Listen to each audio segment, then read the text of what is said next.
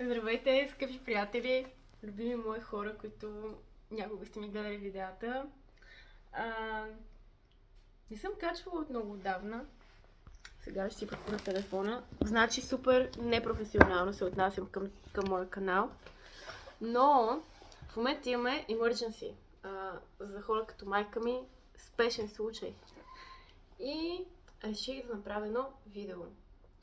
Моя приятел Даниел, ела Дани, моя много близък и добър приятел Даниел се чувстваше тъжен в този хубав и прекрасен, невероятно горещ, непоносимо горещ ден. Следователно се чудихме как да подобрим неговото настроение и реших, че може това да е от полза за моите прекрасни 5 последователя на моя невероятен YouTube канал.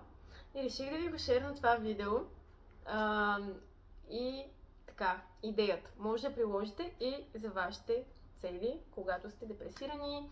Всичко ви е сиво. В момента, между другото, идва пълнолуние, всички са депресирани. Много хора са депресирани. Не? Аз не съм, разбира се, абсурд. Шегувам се, разбира се, и аз съм депресирана. И общо взето. Добре, стигам до главната идея на видеото. Няма повече да губя времето на човека, който, ако някой останал да го гледа. Идеята е, че казах на Даниел, вместо да мисли за кофти неща, и той използва днес една много кофти метафора, че днес бил ад на земята, адът е бил на земята, така ли беше? Да. Защото е много жега. Защото е много горещо. И аз просто игнорирах неговото съобщение, защото не желая да навлизам в така нисковибрационни неща. Достатъчно сама си докарвам понякога такива и предпочитам, когато ги забележа и осъзная, да ги блокирам от моя живот и от моето ежедневие. Следователно, Дани каза, това е просто метафора, какво като съм го казал. И аз му казах, окей, хора, представете си ад. Не си представете ад. Пак си го представихте, нали така? Общо заето, не знам, каквато и дума да ви кажа, най-вероятно ще си я представите. Това е, което се опитах да кажа на Дани. И ни хрумна, ето отговора на нашия проблем, въпрос. Сега ще направя пауза на видеото, за да обърнем камерата. И ще се включа отново и няма да го монтирам, защото ме мързи. И просто ще е в едно такова, така че след няколко стотни ще продължа. Така, ето ни отново на предна камера, може би с малко по-хубаво качество, но кой знае. Телефонът ми вече падаше прекалено много пъти.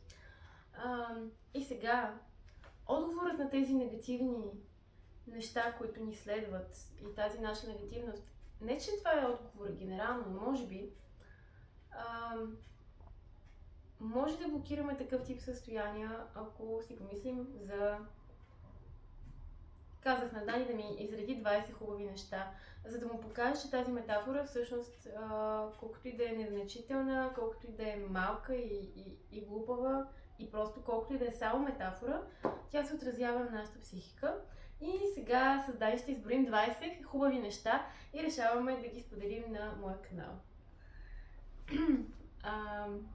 Хайде, Дани, може да се представиш, че никой не те е виждал от всичките ми познати глупости, всички те познават, но да. Да, кажи нещо. Здравейте. Сега кажи да започнем от хубавите неща. Имаме 20 да запълним. И то много бързо, защото нямам много памет на телефона за пореден път. Добре. 2 минути. Да, 2 минути, добре. Секси, маска с пирсинг. Окей. Биричка. Окей. Студена биричка. Това третото ли е? Не. Студена биричка, добре, друго. Свинска пържола с картофки. Добре. Мотор. Окей. Басейн. Супер. Ама чакай, преди да правим видеото, ти каза едни други неща. Гола жена, аз ще ги добавя да му помогна. Гола жена, кебабчета, пържени картофки, студена бира, мотор, музика и фестивал.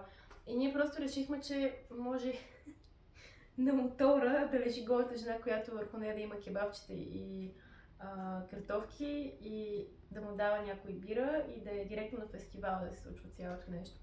Така, да продължим с още 10 хубави неща. И ти ще кажеш още 5, аз казвам 5 и прекратяваме това прекрасно видео. Дървета.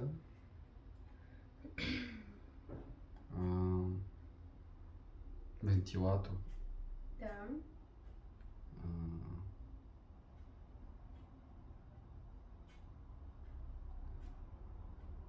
Рекичка. Сладолет, може би. Да, сладолет. Вятъра, слънцето, дъжда, горещото, студеното. Защото всяко ни кара да ни липсва другото, но да, още да не те прекъсвам. 15 секунди. Има 15 секунди и край. Мгм. Ами хора, чао, това Бело беше. кученце. Чакайте сега. Уа! Това е края.